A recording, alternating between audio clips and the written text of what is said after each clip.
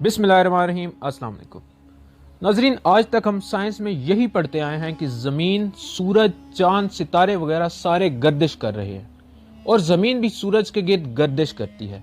लेकिन क्या वाकई कुरान में ये लिखा है कि ज़मीन साकिन है और गर्दिश नहीं करती?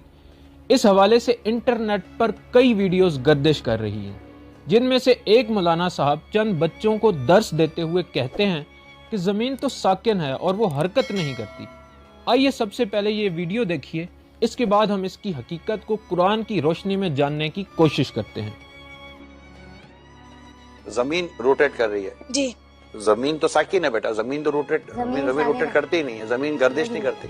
लेकिन हमें ज्योग्राफी में पढ़ाया जाता है कि अर्थ जो है वो सूरज का चक्कर लगाता है। ये लॉजिक ये गलत है बेटा। साइंस की ये थ्योरी जो है ना, ये दुरुस्त नहीं है। असल जो थ्योरी है ना वो कुरान और हदीस वाली है।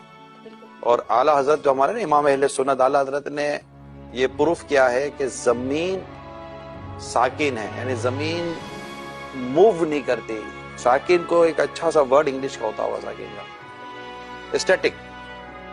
अर्थ स्टैटिक पोजीशन में है तो ये मूव नहीं करती। और साइंस कहती है कि जमीन मूव करती है। आला हजरत हमारे इमाम अहले सुन्नत ने कुरान से साबित किया है कि जमीन मूव नहीं करती। तो हमने बात कौन सी माननी है? इस्लाम की, दीन की। आला हजरत ने इस्लाम और दीन की बात ही की है।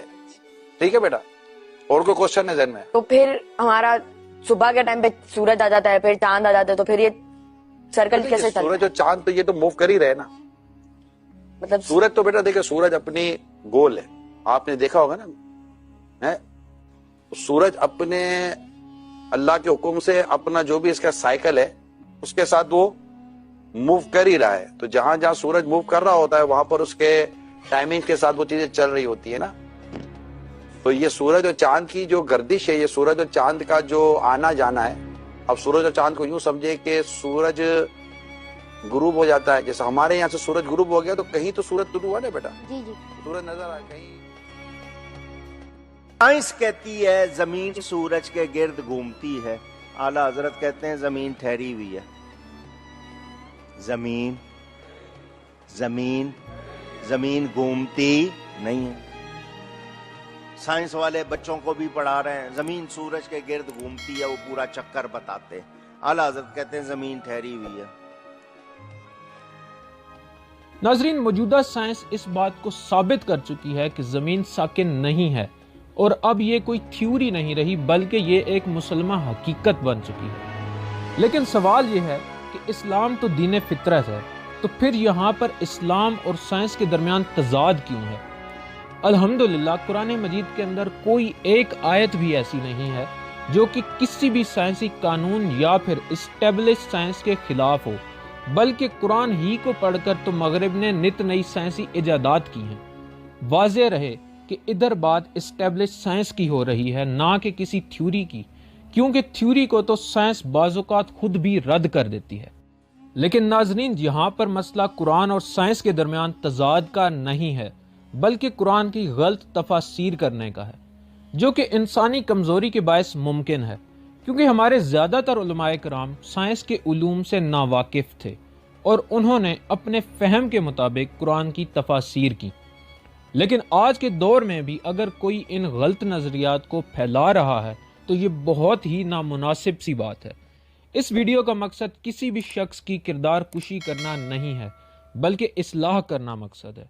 ये उलमाए कराम सूरत ज़ुमर की आयत नंबर 5 को सबूत बनाकर पेश करते हैं, जिसमें अल्लाह ताला फरमाता है,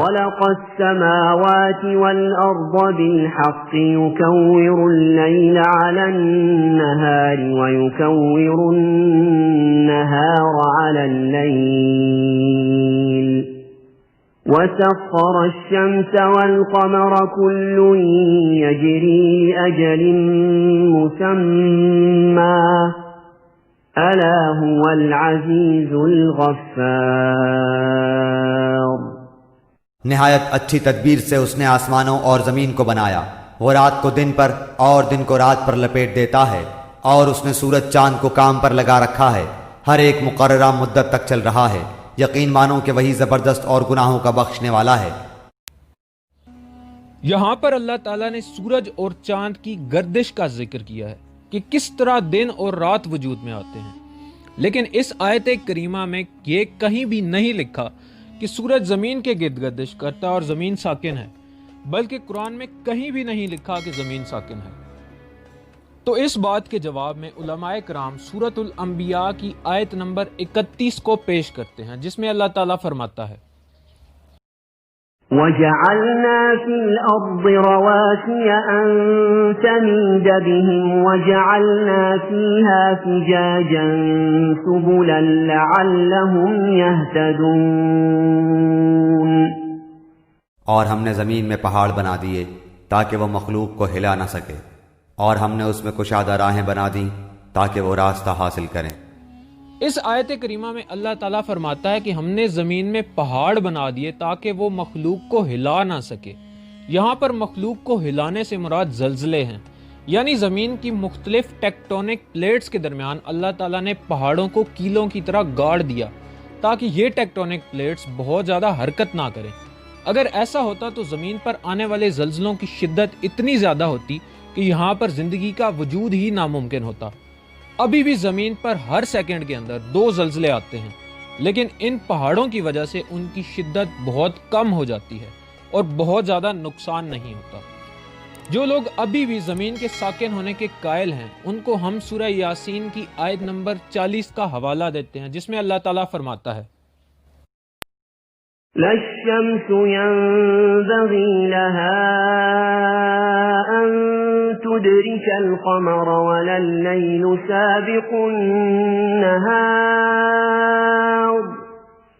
وكل في فلك يسبحون۔ نہ آفتاب کی یہ مجال ہے کہ چاند کو پکڑے، اور نہ رات دن پر آگے بڑھ جانے والی ہے، اور سب کے سب آسمان میں تیرتے پھرتے ہیں۔ یہاں پر اللہ تعالیٰ نے کلن اور یسبحون کے الفاظ کا ذکر کیا ہے۔ کل کے معنی ہے تمام، یعنی تمام کے تمام اجرام فلکی جو بھی خلا کے اندر موجود ہیں، جن میں ہماری زمین بھی شامل ہے۔ اور دوسرا لفظ اللہ تعالیٰ نے یسبحون کا استعمال کیا ہے، جو کہ سباہا سے نکلا ہے، جس سے مراد تیرنا ہے، یعنی تمام کے تمام اجرام فلکی آسمان میں تیر رہے ہیں۔ اللہ تعالیٰ نے اجرام فلکی کے لیے تیرنے کا لفظ اس لیے استعمال کیا ہے کہ اگر کسی بھی گول چیز کو پانی کے اندر پھینکا جائے تو اس کی 2 طرح کی حرکات ہوں گی، ایک تو وہ اپنے محور کے گرد گھومے گی اور دوسرا وہ پانی کے اندر تیر رہی ہوگی۔ بالکل اسی طرح ہماری زمین بھی خلا میں تیر رہی ہے۔ زمین کے اپنے محور کے گرد گھومنے سے دن اور رات بنتے ہیں، اور سورج کے گرد گھومنے سے موسم بدلتے ہیں۔ چنانچہ یہ بات ثابت ہو گئی کہ زمین ساکن نہیں ہے بلکہ خلا میں تیر رہی ہے۔ اس لیے علماء کو چاہیے کہ وہ اس طرح کے بیانات بہت سوچ سمجھ کر دیں، کیونکہ انہی چیزوں کو جواز بناتے ہوئے اسلام کی حقانیت پر انگلیاں اٹھائی جا سکتی ہیں۔ اگر ویڈیو پسند آئے تو ویڈیو کو لائک کریں، چینل کو سبسکرائب کریں اور ساتھ میں موجود بیل آئیکن کو پریس کرنا نہ بھولیے گا۔